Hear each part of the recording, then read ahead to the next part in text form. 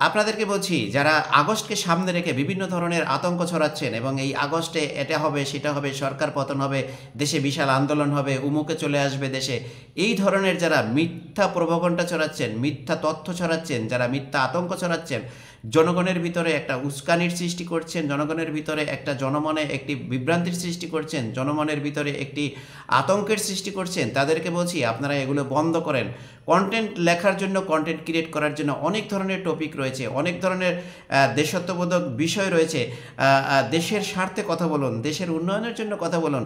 যারা এই ধরনের আতঙ্ক ছড়াচ্ছেন, যারা দেশ বিদেশে থেকে এই ধরনের তথ্য ছড়াচ্ছেন যে আগস্টে অনেক কিছুই ঘটতে যাচ্ছে, আগস্টে একটি বড় ধরনের কাল বয়ে আসতেছে বাংলাদেশের জন্য, প্রিয় দর্শক, এই ধরনের কোনো কিছুই হতে যাচ্ছে না বাংলাদেশে, কারণ সরকার যথেষ্ট পরিমাণ হার্ডলাইনে রয়েছে এবং যথেষ্ট পরিমাণ দেশ এখন স্থিতিশীল গতিতে কিন্তু সামনের দিকে আগানোর চেষ্টা করছে।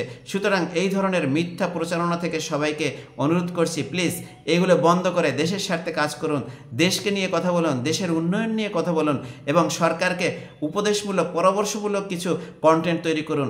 তাহলে দেশ বাঁচবে, দেশের স্বার্থ কাজ করবে এবং দেশের উন্নয়নে সেটা অনেক কাজে আসতে পারে।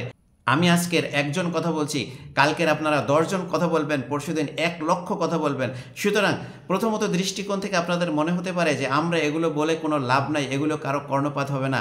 বিষয়টা এরকম না। আজকের আমি একজন কথা বলছি, কালকের আরও একজন কথা বলবে, পরশু 1 লক্ষ লোক কথা বলবে।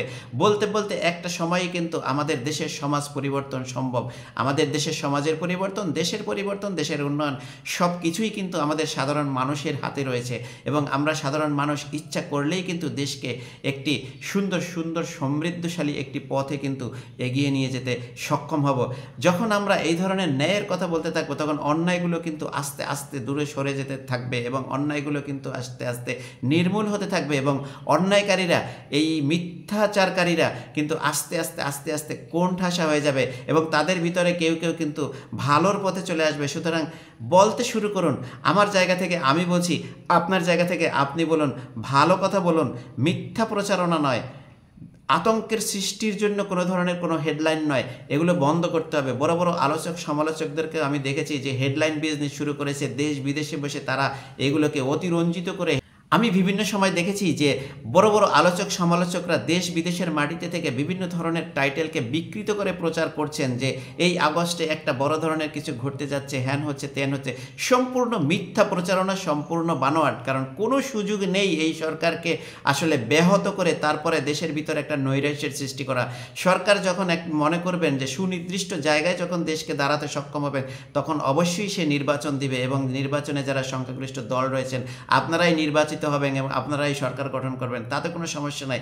কিন্তু এখন নৈরাশ্যের সৃষ্টি করাটা কোনো রকমই ঠিক হচ্ছে না। ইভেন কি যারা বিদায়ী রয়েছেন, যারা বিগত সরকারের আমলে যারা ক্ষমতায় ছিলেন, তাদেরকেও বলছি, প্লিজ দেশকে নৈরাশ্যে পরিণত করবেন না। এই দেশ আপনার, আমার, সবার। এই দেশ গঠনে এগিয়ে আসুন, দেশের স্বার্থে কথা বলুন। আজকের আমি কথা বলছি আমার জায়গা থেকে, কালকের আপনি আপনার জায়গা থেকে কথা বলুন।